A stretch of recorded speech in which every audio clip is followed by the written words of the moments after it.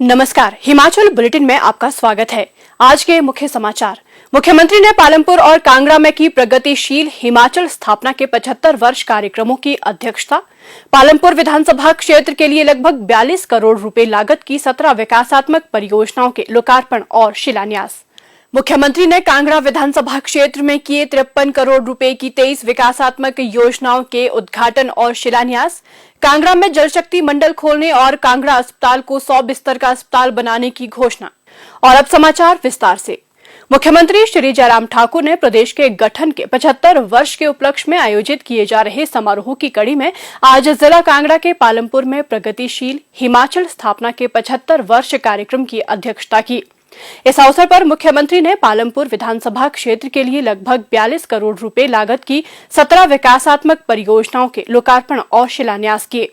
मुख्यमंत्री ने शहीद कैप्टन विक्रम बत्रा ग्राउंड में एक विशाल जनसभा को संबोधित करते हुए कहा कि ये वर्ष प्रत्येक भारतीय और विशेष रूप से प्रत्येक हिमाचली के लिए ऐतिहासिक है, क्योंकि जहां राष्ट्र अपनी स्वतंत्रता के 75 वर्ष मना रहा है, वहीं हिमाचल प्रदेश अपने अस्तित्व के 75वें वर्ष में प्रवेश कर रहा है।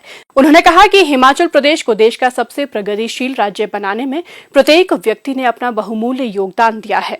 श्री जयराम ठाकुर ने कहा कि राज्य सरकार के आग्रह पर अब केंद्र सरकार द्वारा नाबार्ड के तहत सड़कों और पुलों के अतिरिक्त रोपवे के लिए भी फंड प्रदान किया जा रहा है। मुख्यमंत्री ने कहा, मजबूत भारत के लिए मजबूत नेतृत्व नरेंद्र भाई मोदी जी का हमारे पास है और हिमाचल प्रदेश को मजबूती देने के लिए हमको उनको और मजबूत करना है।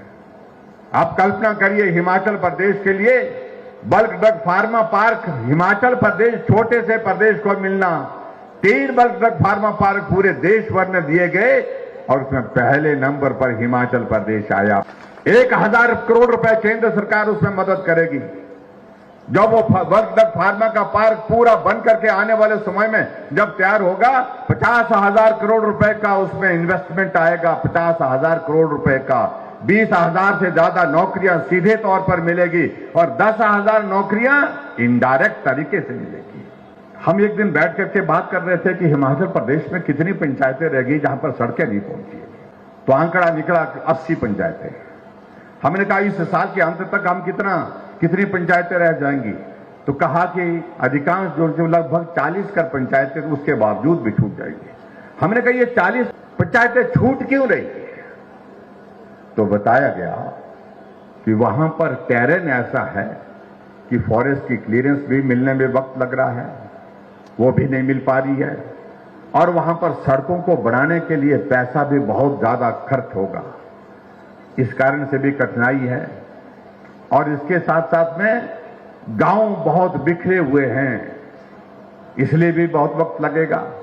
तो हमने कहा इसका कोई रास्ता निकालना चाहिए। तो कुछ लोगों ने सुझाव दिया कि अगर हिमाचल प्रदेश में ऐसे गांव में अगर हमको काम करके सड़क जो सुविधा देनी है, यातायात के लिए हमको सुविधा देनी है, तो उसके लिए एक रास्ता ये है कि हम रोपवे को प्रमोट करें, रोपवे के माध्यम से गांव को कनेक्ट करें, टूरिस्ट डेस्टिनेशन को कनेक्ट करें, उससे ट्रैफिक भी कम होगा। भारत सरकार में मंत्रालय भी तय हुआ कि जो हमारा नेशनल हाईवे का भी काम देखता है और यही महकमा रोपवे का काम भी देखेगा, इंफ्रास्ट्रक्चर का जो काम देखते हैं वही महकमा देखेगा। और ऐसे में मुझे खुशी है कि जो हमने प्रोजेक्ट बनाने तुरंत शुरू किए और आदरणीय प्रधानमंत्री जी ने बजट में घोषणा की कि पर्वतमाला की ऐसी योजना जो पहाड़ों को जोड़ने के लिए, पहाड़ों में यातायात की सुविधा देने के लिए जो काम करेगी और पर्यटन को भी बढ़ावा देने की दृष्टि से काम करेगी, इस योजना की शुरुआत करने की उन्होंने घोषणा की। और मुझे इस बात की हार्दिक प्रसन्नता है, अभी 4 दिन पहले बैठक हुई और उस बैठक में 1200 करोड़ रुपए के हिमाचल प्रदेश के प्रोजेक्ट उसमें क्लियर हुए। उन्होंने कहा कि इसमें पालमपुर से धौलाधार के चुंजा ग्लेशियर का लगभग 600 करोड़ रुपए का 13.5 किलोमीटर लंबा रोपवे शामिल है। मुख्यमंत्री ने कहा कि इससे राज्य में पर्यटन विकास को काफी बढ़ावा मिलेगा। पालमपुर में हुए विकास का उल्लेख करते हुए मुख्यमंत्री ने कहा कि वर्तमान राज्य सरकार ने इस विधानसभा क्षेत्र के लिए लोक निर्माण विभाग के माध्यम से अब तक 160 करोड़ रुपए व्यय किए हैं, जबकि पिछली सरकार ने अपने कार्यकाल के दौरान 85 करोड़ रुपए व्यय किए थे। उन्होंने कहा कि इस दौरान विधानसभा क्षेत्र में विभिन्न जलापूर्ति परियोजनाओं पर 100 करोड़ रुपए व्यय किए गए हैं। उन्होंने कहा कि राज्य सरकार द्वारा प्रदेश के सभी क्षेत्रों का समग्र विकास सुनिश्चित किया जा रहा है, चाहे इसका प्रतिनिधित्व एक विपक्षी विधायक द्वारा किया जा रहा हो। मुख्यमंत्री ने शहीद कैप्टन विक्रम बत्रा राजकीय महाविद्यालय पालमपुर में कंप्यूटर एप्लीकेशन में स्नातकोत्तर डिप्लोमा, MSc जूलॉजी, MA अंग्रेजी और हिंदी की कक्षाएं शुरू करने की घोषणा की। उन्होंने राजकीय औद्योगिक प्रशिक्षण संस्थान पालमपुर में प्लम्बर, पंप ऑपरेटर, हिंदी और अंग्रेजी स्टेनोग्राफी की ट्रेड शुरू करने और प्राथमिक स्वास्थ्य केंद्र कंडबाड़ी को सामुदायिक स्वास्थ्य केंद्र में स्तरोन्नत करने की घोषणा की। मुख्यमंत्री ने पालमपुर में अतिरिक्त जिला एवं सत्र न्यायाधीश की स्थायी बेंच की घोषणा भी की। उन्होंने कहा कि राजकीय वरिष्ठ माध्यमिक पाठशाला घाड़ के भवन और राजकीय वरिष्ठ माध्यमिक पाठशाला कंडवाड़ी के विज्ञान खंड का शेष कार्य शीघ्र ही पूर्ण कर लिया जाएगा। श्री जयराम ठाकुर ने पूर्व मुख्यमंत्री श्री शांता कुमार को जन्म दिवस की शुभकामनाएं भी दी। उन्होंने 12 सितंबर को ही अपना 88वां जन्मदिन मनाया। मुख्यमंत्री श्री जयराम ठाकुर ने आज कांगड़ा विधानसभा क्षेत्र के पुराना मटौर में लगभग 53 करोड़ रुपए की कुल 23 विकासात्मक परियोजनाओं के लोकार्पण एवं शिलान्यास किए। इस अवसर पर प्रगतिशील हिमाचल स्थापना के 75 वर्ष कार्यक्रम के तहत पुराना मटौर में विशाल जनसभा को संबोधित करते हुए मुख्यमंत्री ने कहा कि विपक्षी दल के प्रमुख नेता अपने समर्थकों के साथ भाजपा में शामिल हो रहे हैं और ये इस बात का संकेत है कि अब लोगों का विपक्षी दल से विश्वास उठ गया है और अब वर्तमान प्रदेश सरकार फिर से सत्ता में आएगी। मुख्यमंत्री ने कहा कि पूर्व सरकार ने सामाजिक सुरक्षा पेंशन के अंतर्गत 4 लाख लाभार्थियों पर केवल 400 करोड़ रुपए ही व्यय किए, जबकि वर्तमान प्रदेश सरकार इस पर 1300 करोड़ रुपए व्यय कर रही है, जिससे प्रदेश में लगभग 7,50,000 लाभार्थी सामाजिक सुरक्षा पेंशन प्राप्त कर रहे हैं। मुख्यमंत्री ने कहा, जब हिमाचल प्रदेश का गठन हुआ उस वक्त हिमाचल प्रदेश की हमारी लिटरेसी रेट जो है 4.8% थी और आज हिमाचल प्रदेश की लिटरेसी रेट केरल के बराबर की है। चाहे वो उसको हम 2011 की जनगणना के हिसाब से अगर हम देखें तो 83% है, लेकिन आज के इसके हिसाब से देखें तो 90% से ज्यादा हमारी जो है लिटरेसी रेट है, साक्षरता दर है। और महिलाओं के बीच में तो और भी खराब स्थिति थी उस वक्त। मात्र 2% है महिलाओं की साक्षरता, जिनके 100 में से सिर्फ 2 महिला पढ़ी होती थी। ये परिस्थिति थी। और उस वक्त जब हिमाचल बना उस वक्त 228 किलोमीटर सड़क हिमाचल प्रदेश में सारी थी और आज 39,500 किलोमीटर सड़क हिमाचल प्रदेश में है और जिसमें से 20,000 किलोमीटर सड़क का योगदान उस योजना का है जो योजना देश के हमारे पूर्व प्रधानमंत्री अटल बिहारी वाजपेयी जी ने शुरू की थी, जिसको हम प्रधानमंत्री ग्राम सड़क योजना कहते हैं।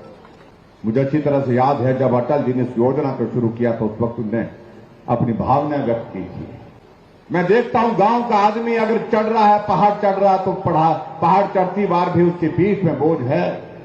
अगर पहाड़ उतर रहा है तो पहाड़ उतरते वक्त भी उसकी पीठ में बोझ है। ये बोझ उनकी पीठ से उतारना पड़ेगा और इसके लिए प्रदेश के पास साधन नहीं, पैसा नहीं हो सकता। इसलिए मैं केंद्र से 60,000 करोड़ रुपए की लागत से प्रधानमंत्री ग्राम सड़क योजना की शुरुआत कर रहा हूं। उन गांव के लोगों के पीठ का बोझ को उतारने का मेरा मकसद है, मेरा स्वप्न है। और उनने भावना व्यक्त करते हुए कहा था, मैं कई बार महसूस करता हूं कि देश कहां पहुंच गया, लेकिन गांव के लोगों का पीठ का अगर बोझ नहीं उतरा तो हमारे लिए इससे दुर्भाग्यपूर्ण स्थिति कोई और हो नहीं सकती। आज मेरे हिमाचल प्रदेश में गांव गांव में सड़कें, हर मोड़ पर लिखा PMGSY PMGSY। आज गांव का कोई गरीब आदमी भी आता है, सड़क की मांग करता है, कागज पढ़ा लिखा ज्यादा नहीं है, कागज में लिखता है कि इसको प्रधानमंत्री सड़क में डालो। क्यों?